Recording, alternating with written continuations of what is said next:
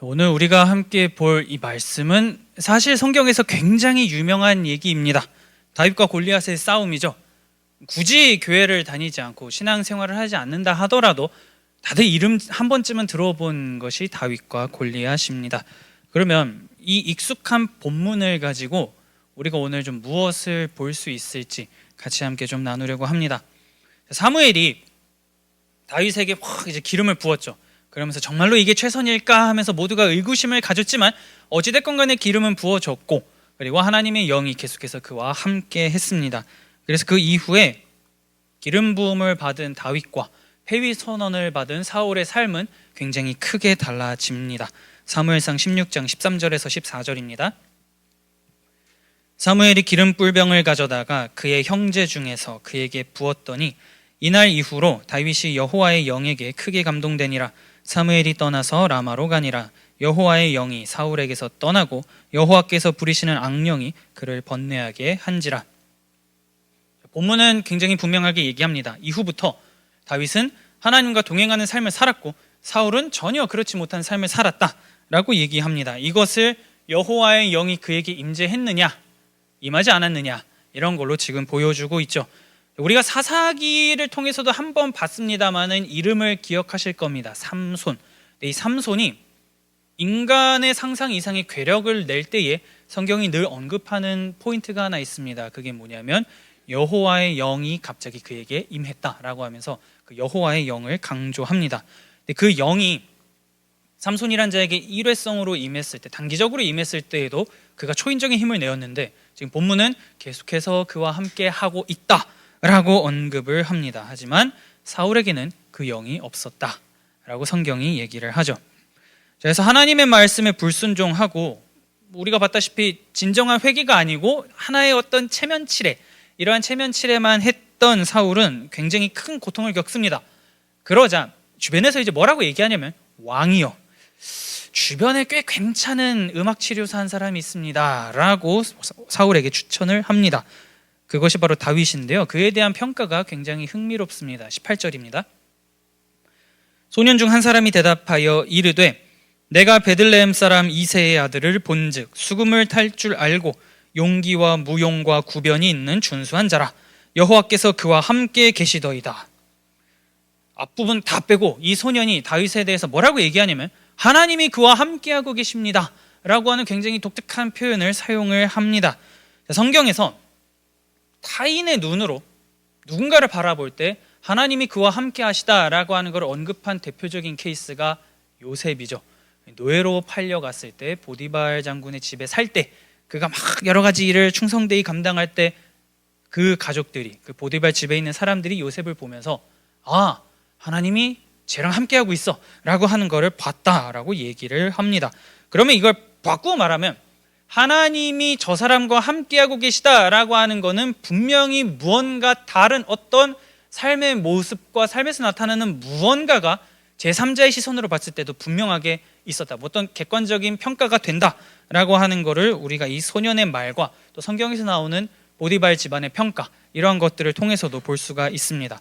그래서 주변에서 추천해 줬잖아요. 괜찮은 음악치료사입니다 해가지고 다윗이 사울의 음악치료사로 들어가가지고 사울이 막 이렇게 고뇌하고 힘들어할 때마다 그때마다 그의 심신을 달래줍니다. 수금을 가지고 사울의 고통을 막 이렇게 덜어주는 그러한 역할을 하면서 사울과 다윗이 계속 만남을 가지게 됩니다. 자, 이렇게 하면서 세월이 쭉 지납니다. 얼마나 흘렀는지는 모르겠지만 이제 이스라엘이 블레셋하고 전쟁을 준비하는 상황에 닥치게 됩니다. 뭐 일종의 블레셋의 복수전이죠. 우리가 한 주를 좀 건너뛰긴 했습니다만은 그 이전의 기억을 막 되살려보면 고작 600명의 군사로 블레셋을 완전히 격퇴했던 그 일화가 하나 있었습니다. 철제 무기도 없던 이스라엘이 수만의 블레셋 군사를 이겼던 그때의 그 사건. 블레셋이 지고 도망갔잖아요. 그러니까 복수하기 위해서 이를 갈고 다시금 전열을 재정비하고 지금 쳐들어옵니다. 그런데 이번에는 우리도 비장의 무기가 있다 하면서 그 무기를 하나 딱 꺼내는데 그게 누구냐면 장군 골리앗입니다. 뭐 이 사람에 대해서 나중에 여러분들이 쭉 사무엘상 17장 막 읽어보면 막 이 사람의 프로필에 대해서 성경이 설명을 합니다.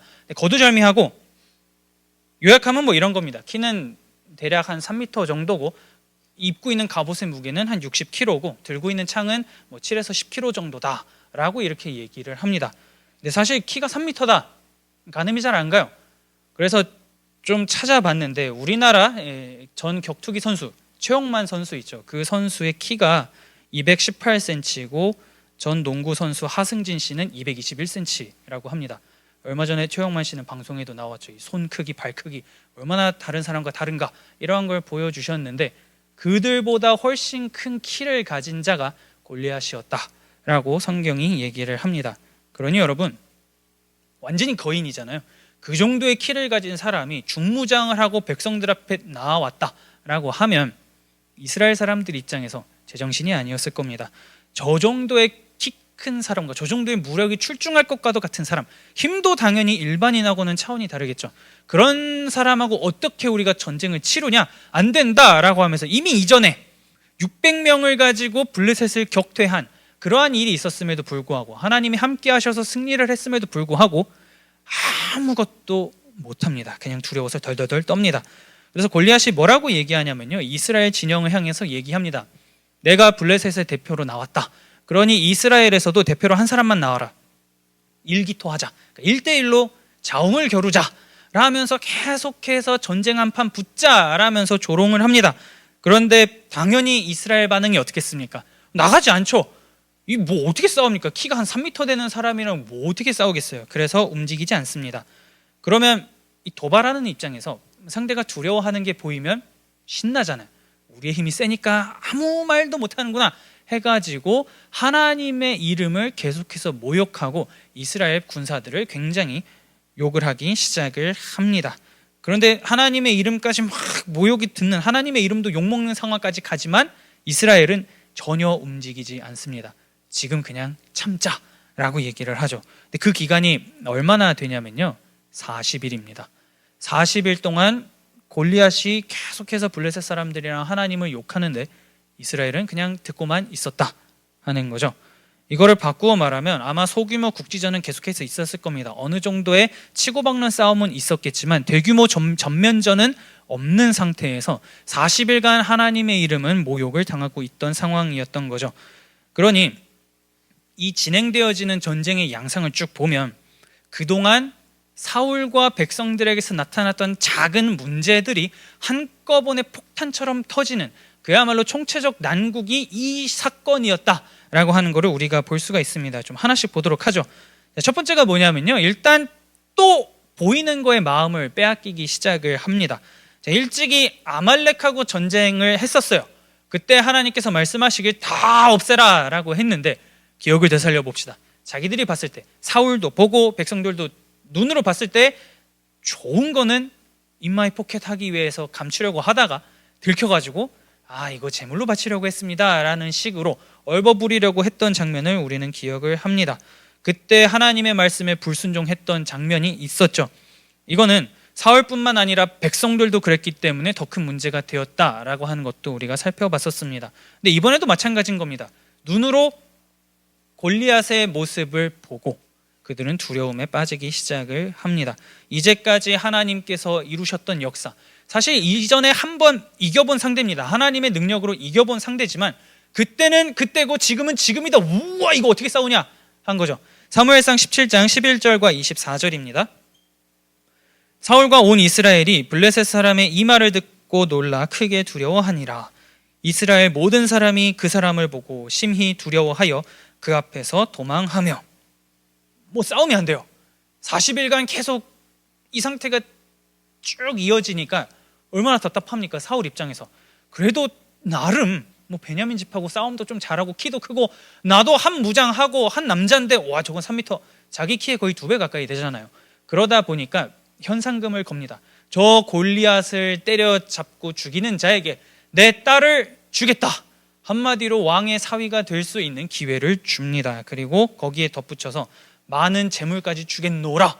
그러니까 완전히 특급 대우를 해줄게. 신분 상승을 꿈꾼다면 골리앗 목만 가지고 와 라고 지금 사울이 백성들에게 얘기를 합니다마는, 여러분 이 상태가 계속 진행이 됐을 때 어느 누가 나서겠습니까? 나가봐야 완전히 그냥 뭐 도루묵이죠. 아무것도 되지 않습니다.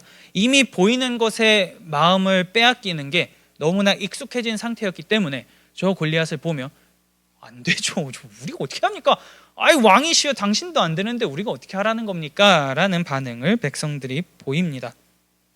그래서 블레셋은 허구한 날 하나님 욕하고 소규모 국지전을 통해서 계속해서 이스라엘을 긁으면서 서서히 그들의 숨통을 조여갔을 것이다 라고 하는 것을 우리가 본문을 통해서 생각을 해볼 수가 있어요. 자, 그러면 위기가 계속 진행이 되는 겁니다. 이 블레셋이 막 약올리듯이 왔다 갔다 하면서 점점 숨통을 조여오고 힘든 상황이 생기면 하나님의 백성이다라고 했을 때 딱 떠오르는 무언가의 하나의 방법이 있습니다. 기도죠. 뭔가 하나님을 찾는 어떤 액션.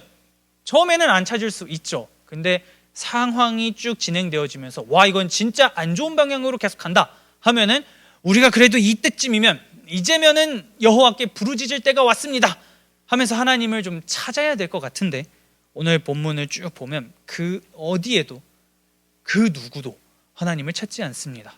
무려 그 40일간의 대치 상황 속에서 어느 누구도 하나님을 찾지 않는다라고 하는 거죠. 자, 우리가 사무엘상을 볼 때마다요, 어떤 장면들이 계속해서 반복적으로 나왔냐면 전쟁입니다. 전쟁. 계속 싸우는 장면들이 나왔죠. 그리고 그 싸우는 장면들이 나올 때마다 제가 매칭해가지고 말씀드렸던 본문이 있습니다. 신명기 20장인데 그 앞부분 잠깐 다시 좀 볼게요. 3절에서 4절입니다. 말하여 이르기를 이스라엘아 들으라. 너희가 오늘 너희의 대적과 싸우려고 나아왔으니 마음에 겁내지 말며 두려워하지 말며 떨지 말며 그들로 말미암아 놀라지 말라. 너희 하나님 여호와는 너희와 함께 행하시며 너희를 위하여 너희 적군과 싸우시고 구원하실 것이라 할 것이며.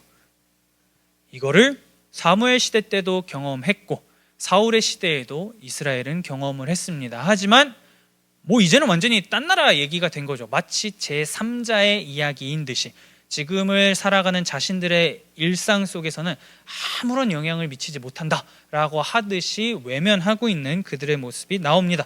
보이는 것에 마음을 빼앗기지 말라. 하나님이 나가서 싸운다. 너희도 경험해봤지 않느냐라고 성경이 얘기하고 있으나, 그리고 본인들도 불과 얼마 안 돼서 경험해봤지만 전혀 말씀이 작동하지 않습니다. 그만큼 백성들이 무너졌다라고 하는 거죠.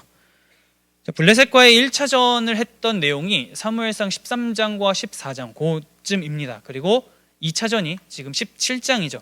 이 사이 속에 사울은 자기가 하나님께 제사를 드린 그러한 장면이 나옵니다. 13장 14장에서 블레셋과 1차전을 하려고 할 때 분명히 그는 하나님께 나아가 제사를 드렸어요. 물론 사실 그렇게 하면 안 됐죠.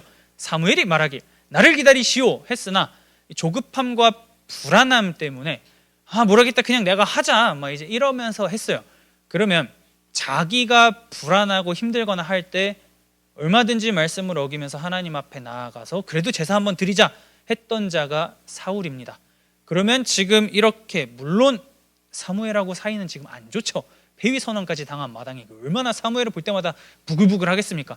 그러나 그럼에도 불구하고 국가적인 위기 상황이다. 그러니 하나님 앞에 기도하여 주십시오 라고 얼마든지 찾을 수 있고, 혹은 그냥 이전처럼 에라 모르겠다 그냥 내가 할래 하면서 제사를 드릴 수도 있는 성격의 위인이 사울이지만, 이 40일이 쭉 진행되면서 그것조차도 하지 못할 정도로 두려워하고 있던 것이 사울과 이스라엘 백성들이었다라고 하는 겁니다. 40일간 침묵하는 그 행위, 이거 자체가 지금까지 쌓아왔던 이 작은 불순종들이 마침내 빵 하고 터져서 위기의 상황에 이제는 아무것도 할 수 없는 그러한 무력한 존재가 되었다. 완전히 신앙의 체계가 무너졌다라고 하는 것을 보여줍니다. 진짜 이때쯤이면 찾아야 될 것 같은데, 이만하면 뭔가 액션을 취해야 될 것 같은데 아무것도 하지 못하고 있는 거죠. 그런데 그때 누가 이 역사의 한복판에 등장하냐면 다윗이 무대에 등장을 합니다. 자, 아버지의 심부름으로 전쟁 중인 형들에게 먹을 거를 전달해 주기 위해서 쭉 그 전쟁터로 나아갑니다. 자, 전쟁터에 먹을 거를 주러 나갔다라고 하는 것 자체가 이 다윗은 아직 싸울 만한 사람이 아니었다, 계수되기에는 어려운 자였다라고 하는 것을 우리가 볼 수 있습니다. 그래서 형들이 너 왜 왔냐 하니까 뭐 아버지가 이거 먹을 거 갖다 주래요 하면서 막 줬겠죠. 이렇게 주던 차에 골리앗이 막 하나님의 이름을 모욕하는 거를 다윗이 듣습니다. 그러자 다윗이 어떻게 반응을 하냐면요, 막 갑자기 자기가 엄청나게 화를 내요. 어떻게 지금 하나님의 이름이 욕을 먹고 있는데 뭐야, 왜 다들 가만히 있습니까? 당장 저 사람을 죽여야 됩니다. 하나님의 이름을 모욕한 그 대가를 치러야 합니다 하면서 혼자 막 붕괴해요. 근데 알다시피 침묵이었잖아요. 뭐 누가 칼을 들고 나가려고 하겠습니까? 다윗도 아마 그 분위기를 느낀 것 같아요. 그래서 뭐라고 얘기하냐면, 내가 나가겠습니다. 뭐 아무도 싸우려고 하지 않으니 내가 나가겠습니다 하면서 자기가 나가려고 그렇게 얘기를 합니다. 자, 그러자 사울이 뭐라고 얘기하냐면요, 아무리 너가 화나도 얘야, 넌 안 된다. 너는 아직 싸우기에는 어린 나이야 라고 사울이 얘기를 합니다. 음식 배달하는 그의 모습 자체가 이미 전쟁터에 나가서 뭔가 막 하기에는 적합하지 않은 나이다 라고 하는 거를 사울도 봤겠죠. 그리고 단순히 나이 때문만이 아니라 저 골리앗을 봐라, 굉장히 잘 무장되고 훈련된 군사다. 저런 정예의 군사를, 저런 정예의 장군을 네가 어떻게 이기냐, 이제 이렇게 볼 수가 있는 거죠. 아무리 다윗의 나이를 많이 쳐줘도 한 10대 청소년입니다. 왜냐면 우리식으로 환산하면 최영만 선수랑 우리 교회 한 중고등부 아이랑 무기를 들고 붙는 거다라고 생각을 해보면 누가 봐도 객관적으로 싸움의 평가가 어떻게 될지, 판가름이 어떻게 될지 우리도 알 수 있잖아요. 그러면 사울이 당연히 그걸 모를 리가 없습니다. 그래서 다윗한테 얘야 안 된다라고 얘기를 합니다. 그러자 다윗이 거절당한 거잖아요. 그래서 자기 피아를 막 시작합니다. 아닙니다 왕이요, 저 사실 굉장히 대단한 자입니다 라고 얘기를 해요. 사무엘상 17장 36절입니다. 주의 종이 사자와 곰도 쳤은즉 살아계시는 하나님의 군대를 모욕한 이 할례받지 않은 블레셋 사람이리이까 그가 그 짐승의 하나와 같이 되리이다. 우리가 저번에도 봤듯이 아들이 이게 답니까 했을 때 아버지 이새가 말하길, 하나 더 있는데 막내라서 양치러 보냈습니다 라고 했었죠. 그러니까 그때 그런 일과 중에 어느 날 다윗이 늘 나가다 보면은 때로는 야생 들짐승이 아버지의 양떼를 먹기 위해, 공격하기 위해 올 때가 있었습니다. 근데 그때마다 제가 물리쳤습니다 라면서 다윗이 얘기를 하고 있는 겁니다. 그것들을 죽이면서 사자와 곰과 내가 맞서 싸우면서 아버지의 양떼를 지켰으니 저 제법 한실력합니다. 저를 한번 믿어보십시오. 이렇게 얘기를 합니다. 지금 다윗이 그렇게 얘기를 해요. 그런데 지금 이후에도 우리가 좀 보겠습니다만은 여기까지만 보면 나 사실 굉장히 무쌍이 출중한 자입니다 하는 것 같으나, 내가 그렇게 할 수 있었던 이유는 바로 이것 때문입니다 하면서 그 이유를 뒤에 얘기합니다. 37절입니다. 또 다윗이 이르되 여호와께서 나를 사자의 발톱과 곰의 발톱에서 건져내셨은즉 나를 이 블레셋 사람의 손에서도 건져내시리이다. 사울이 다윗에게 이르되 가라, 여호와께서 너와 함께 계시기를 원하노라. 다윗이 앞부분의 말만 했으면 나는 사나운 짐승도 죽여본 자입니다, 어린 나이에 사자와 곰하고 일기소 떠서 이길 정도면 왕이시여 내가 얼마나 잘 싸우는지 좀 알지 않습니까? 저 골리앗도 분명히 제가 어떻게 할 수 있을 겁니다, 이렇게 볼 수 있겠으나 뒤에 제가 이렇게 할 수 있었던 이유는 하나님이 지켜주셨기 때문입니다. 그래서 나는 그 하나님을 의지해서 저 골리앗 앞에 나아갈 겁니다. 사자와 곰에서도 지켜주셨기 때문에 그때의 그 하나님, 그때 과거에 나를 지켜줬던 하나님은 내가 골리앗 앞에 나아갈 때 그때도 나를 지켜주실 겁니다 라고 하는 이 신앙 고백을 가지고 나아가겠습니다 라고 지금 다윗이 얘기를 하고 있는 겁니다. 지금 이스라엘이 블레셋과 골리앗으로 인해서 40일간 대치하면서 두려움 속에 잊어버렸던 하나님의 이름, 하나님의 능력을 어린 꼬마가 그 진영 한가운데에서 강하게 선포하고 있는 겁니다.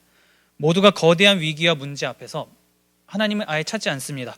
하나님의 존재가 완전히 싹 잊혀져 버린 그 현장에서 두려움에 떨며 쇠약해져 갈 때 하나님의 이름을 부르짖는 단 그 한 사람이 이스라엘 가운데에, 그 진영 가운데에 존재했었다라고 하는 것을 본문이 보여주는 거죠.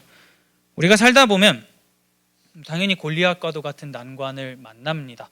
지금도 만나고 있을 수도 있고 과거에 이미 해결했을 수도 있고, 그거 한번 해결했다고 앞으로 안 만나냐? 또 그것도 아니죠. 계속 만납니다. 우리는 그러한 삶을 살아갑니다. 그때 두려움과 고통, 힘듦과 아픔, 걱정, 불안 이런 것 때문에 하나님을 잊어갈 때도 있습니다. 경험 다들 해보셨을 겁니다. 극도로 불안하고 힘들고 어려울 때, 고통 가운데 있을 때 처음에는 뭐 기도하는 것 같으나 점차 하나님의 이름이, 하나님의 기억이, 과거 내 삶에 일하셨던 하나님의 흔적이 완전히 다 사라지고 캄캄한 암흑 속을 걷는 것과도 같은 그러한 경험을 우리는 다 해봤습니다. 그때 과연 나는 다윗과 같은 고백을 할 수 있을까? 그때 지켜주셨던 하나님의 은혜를 끄집어내가지고 오늘을 살아갈 수 있는가? 이거를 돌아보면서 나아갈 수 있기를 바랍니다. 문제 앞에 하나님이 잊혀져 갑니다. 사무엘상이 그때마다 꺼내는 거는 과거에 하나님이 어떻게 하셨는가, 그리고 그 과거에 일하셨던 하나님이 당연히 현재의 삶에도 일하시지 않겠는가, 이거를 계속해서 반복합니다. 그거를 에베네셀이라고 사무엘이 고백을 한 거잖아요. 그렇기 때문에 그 에베네셀의 하나님이라고 하는 분을 잊지 않고, 물론 잊어갈 때도 있으나 최대한 잊지 않으며 살아갈 수 있기를 바랍니다. 결국엔 사울이 다윗을 내보냅니다. 아까 전에 우리가 본문에서 봤듯이 가라, 하나님이 함께 할 거다 하면서 막 이제 그 다윗을 전쟁터로 내보냅니다. 그래서 우리가 알고 있는 그 유명한 다윗과 골리앗의 일기토가 이제 막 펼쳐지게 되는 거죠. 그런데 이 양상을 보면 사실 이 꼬마를 전쟁터에 내보내는 것 자체가 넌센스입니다. 사울이 제정신이 아니죠. 어린아이를 내보내가지고 무슨 승리를 기대하겠습니까? 다윗이 아무리 제가 사자와 곰을 막 잡았습니다 라고 얘기해도 꼬맹이에요. 뭐 허풍일 수도 있고 뭐 어린 나이에 그냥 막 아무 말 대잔치 하는 걸 수도 있겠는데, 지금 그 얘기를 들으면서 가라 라고 지금 사울이 얘기를 하고 있는 겁니다. 이거를 바꾸어 말하면 뭐 사울의 마음 가운데에 신락 같은 희망이 있었을 수도 있고, 하나님이 그래 이번에도 뭔가 하실 수 있겠지 라는 걸 수도 있고, 혹은 다윗이 만약에 골리앗과 싸우다 죽는다면 그 다윗이 죽는 장면을 보고 이스라엘이 분노하여서 골리앗과 싸우러 나아갈 것이다 라고 하는 계산 가운데에 다윗을 전쟁터로 내몰았을 수도 있습니다. 그러면 만약에 후자의 선택을 사울이 하고 있었다라고 한다면 불확실한 미래에 하나님을 신뢰하면서 이 꼬맹이를 내보내는 게 아니라 누구도 장담할 수 없는 불확실한 거에 지금 도박을 걸고 나가봐 하는 거라고 우리가 생각을 해볼 수가 있죠. 다윗이 골리앗과 싸웁니다. 만약에 죽었어요. 패했습니다. 그러면 군사의 사기가 올라갔느냐? 올라갈 수도 있겠죠. 분노 가운데 저 꼬맹이가 죽었다 하면서 막 이러면서 나갈 수도 있겠지만, 반대로 누군가가 실제로 죽는 거를 봤기 때문에 정말로 골리앗은 건드리지 못한다 하면서 오히려 더 전쟁을 하고자 하는 그 투기가 사라질 수도 있습니다. 사울은 성경을 여러분 나중에 한번 쫙 봐보세요. 이 사람이 전쟁할 때마다 한 가지 조건을 걸고 사람들을 모집합니다. 사울이 뭘 보고 모집했냐면 힘 좀 쓰는, 싸움 좀 잘하는 사람들만 뽑아서 전쟁을 한 사람이다 라고 성경이 얘기를 합니다. 그러면 그러한 힘쓰는 자, 용감한 자, 그런 자들이 모조리 다 사울의 군대에 편입이 되어 있는 상태에서 어디서 굴러들어온 음악치료사 맨날 수금이나 키던 애가 제가 싸울 수 있습니다 하면서 내보내는데, 정말로 이 사람이 하나님을 믿으면서 다윗을 내보냈는가 할 때 정말로 퀘스천이 붙는 거죠. 무언가 다른 꿍꿍이 가운데에 다윗을 내보냈을 수도 있다라고 하는 것을 우리가 보게 됩니다. 그래서 용감한 자, 힘 좀 쓰는 자마저도 두려워 떨며 골리앗 앞에 나아가지 못할 때 이제 이 다윗이 나아갑니다. 그리고 우리가 익히 아는 바대로 물매를 퍽 해가지고 골리앗을 죽이죠. 전쟁에서 이깁니다. 그런데 물매로 골리앗을 죽입니다마는 그거는 겉으로 보이는 그냥 싸움의 양상, 그리고 그가 골리앗을 쓰러뜨리는 하나의 도구에 불과하고, 그가 진짜로 의지하고 나아갔던 무기가 하나 있습니다. 사무엘상 17장 45절입니다. 다윗이 블레셋 사람에게 이르되 너는 칼과 창과 단창으로 내게 나아오거니와 나는 만군의 여호와의 이름 곧 내가 모욕하는 이스라엘 군대의 하나님의 이름으로 내게 나아가노라. 지금 다윗은 내가 비록 물매를 가지고 가는 건 맞으나 나는 하나님의 이름을 가지고 나아간다. 너는 눈에 보이는 무기 들고 나오지, 너는 보이는 거에 의지하지, 나는 보이지 않는 하나님의 말씀에 의지하는 자다 하면서 신앙을 고백하며 그는 나아갑니다. 그리고 결국 골리앗은 패하게 되는 거죠. 그리고 이 싸움을 통해서 블레셋에게는 또 졌다. 저놈들이 믿고 있는 신은 왜 이렇게 세냐라고 하는 것을 또 한 번 경험하게 되는 거고, 두려움에 40일간 떨고 있던 이스라엘 백성들에게는 우리가 잊고 있던 그 이름, 그것이 바로 여호와였구나 라고 하는 것을 다시금 깨닫게 하는 그러한 전쟁이 됩니다. 따라서 전쟁의 승패가 무기의 어떤 성능이 아니라 누구의 이름을, 말씀을 붙잡고 있느냐, 누구를 의지하고 있느냐로 이게 갈린다라고 오늘 본문이 얘기해 주고, 이 장면은 배경만 계속 바뀌고 등장인물만 바뀔 뿐이지 사무엘서가 반복적으로 얘기하고 있는 내용이기도 합니다. 그래서 신약에 사도 바울이라고 하는 사람이 있어요. 뒤에 수많은 막 편지들을 쓴 사람입니다. 뭐 로마서, 에베소서, 골로새서 이러한 편지들을 쓴 사람인데, 이 사람이 에베소서의 6장 이 파트에서 우리가 잘 아는 하나님의 전신갑주라고 하는 것에 대해서 언급을 합니다. 궁금하시면 나중에 에베소서 6장을 펼쳐가지고 한번 읽어보세요. 이거 쫙 따라가다 보면 죄다 방어구입니다. 전쟁을 나가야 되는데 여러분들이 보호로 입어야 될 것들이 이런 겁니다. 싸우러 나가라고 하면서 방어구만 얘기해요. 그러다가 맨 마지막에 무기 딸랑 하나 언급을 합니다. 에베소서 6장 17절입니다. 구원의 투구와 성령의 검, 곧 하나님의 말씀을 가지라. 신자의 공격 무기, 신자가 전쟁에 나갈 때에 무기로 들고 나가야 하는 것은 결국에는 말씀밖에 없다라고 사도 바울이 얘기를 합니다. 그래서 오늘 이 다윗의 고백, 너는 눈에 보이는 무기를 가지고 내게 나아오지만 나는 하나님의 이름, 하나님의 말씀을 가지고 나아간다 라고 하는 거를 신약의 사도 바울이 다시 재구성해서 신약의 성도들에게 그때 그 사건의 원리를 적용해가지고 얘기해 주는 것이다 라고도 우리가 볼 수 있습니다. 유일하게 신자가 들고 의지하며 나아가야 할 것은 말씀입니다 라고 얘기를 하는 거죠. 우리의 삶에 블레셋이라고 하는 어려움은 사실 예고 없이 찾아옵니다. 물론 계산해서 이때쯤이면 이런 리스크가 있을 것 같아, 우리도 어느 정도 짐작은 합니다만은 그 짐작하는 것 외에도 동시다발적으로 빵빵빵 터지는 어려움들이 있습니다. 그리고 그러한 어려움은 방패를 들고 계속해서 이스라엘 군대 앞으로 다가왔던 그러한 골리앗의 모습을 보이며 우리를 굉장히 두렵게 만듭니다. 그러다 보면 자꾸 앞으로 천천히 다가오다 보니까요, 숨이 막히잖아요. 이 상황을 타개하고 싶은데 계속해서 다가오다 보니까 보이지 않는 그 막막함과 답답함 때문에 오늘 본문 가운데 나온 이스라엘 백성들의 모습을 똑같이 우리도 보입니다. 40일, 완전히 어둠의 40일이죠. 하나님을 찾지도 않고 내 방법대로 뭔가 해보련다 하는데 그것마저도 제대로 작동되지도 않고 아등바등합니다. 그런데 그럴수록 우리가 주목해야 될 거는 계속해서 내가 하고자 하는 걸로만 나아가게 되면 해결보다는 무기력이 계속해서 찾아오고 승리보다는 패배감이 삶을 휘감는다라고 하는 것을 이 40일의 대치 상황을 통해서 우리가 확인을 하게 됩니다. 그러면 뭐 어떻게 되겠습니까? 말씀이고 뭐고 찬양이고 뭐고 예배고 뭐고 진짜 아무것도 안 된다. 내가 이 말씀을 읽든지 찬양을 듣든지 예배에 나가든지 기도를 하든지 뭔 소용이냐 하면서 우리도 똑같이 오늘 본문 가운데 나온 사울과 이스라엘 백성들의 삶을 살아갈 수도 있습니다. 근데 우리 안에 덮쳐오고 이렇게 무기력하게 만들고 할 때에 그거를 찢으며 나아갈 수 있는 무기가 결국에는 말씀이다라고 오늘 다윗이 그 해답을 보여줍니다. 그것만이 우리의 유일한 무기고 상황을 타개할 수 있는 방법이다라고 하는 것을 이 작은 꼬마애가 보여주죠. 나이로 치면 우리보다 어린 건 맞습니다.